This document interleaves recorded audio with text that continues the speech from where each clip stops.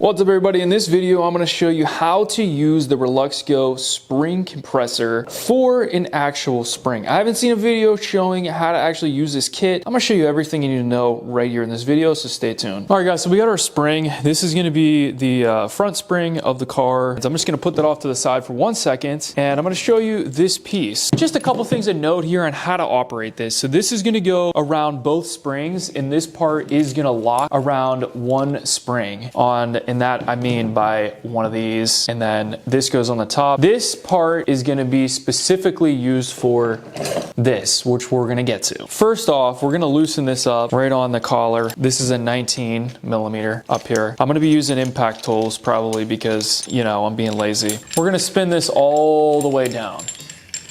Give us some room. So after you got this all loosened up, this is going to be able to slide back and forth. Now I'm going to push this all the way up. We are going to hook on the top part here, and then I'm also going to hook on this bottom part, and I'm going to lock that in place with this lock collar. We're going to tighten that up, make sure everything is secure. This is going to pull that up in place, okay? We just want that to get snug. We don't want to start tightening this down because the whole point of this right here is so that we can keep everything in line, because if you don't have one of these, which I've never seen one of these before, honestly, safety, huge on safety. Once you start pulling this and tightening it, it can start rocking back and forth, which we don't want. So we're going to tighten that up right there. We're going to do the same on this one. We're going to loosen it up. Show you guys when you hit it with the impact. Saves a lot of time. So now we're just going to go on the opposite side of this one. Try to loosen this up first. Okay. Okay, as we loosen that up, we're going to lock that on the opposite side. And we're going to tighten this down a little bit. Okay, now that's snug, and we got both of these on here. They're not moving. The only thing that's moving are these right here. They're gonna be these little flappies.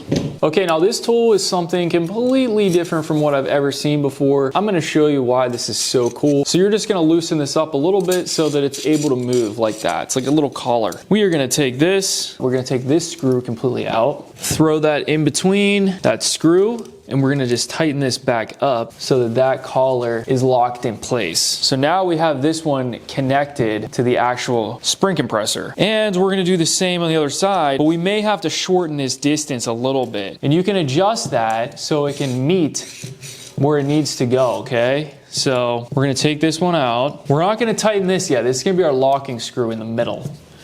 We're gonna throw this in. This is gonna be at full lock.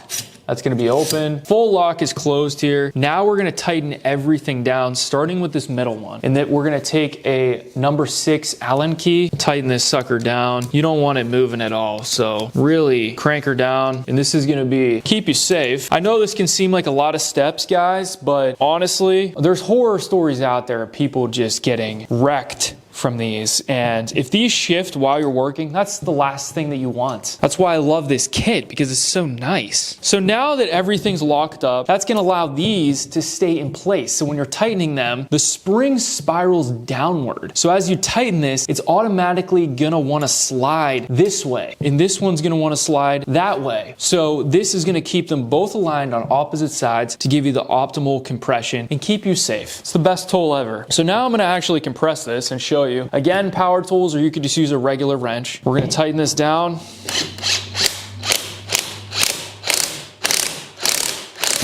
Kind of keep it even on both sides.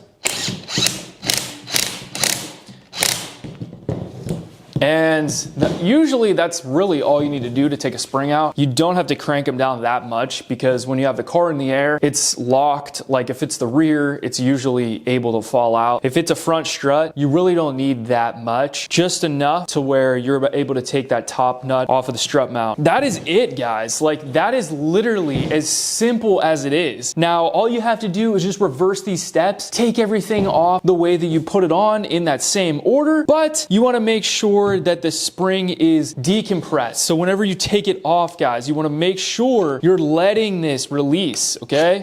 So you want to go in reverse now and go even. You do not want to do it too fast, and you do not want to take these collars off without this being decompressed safely.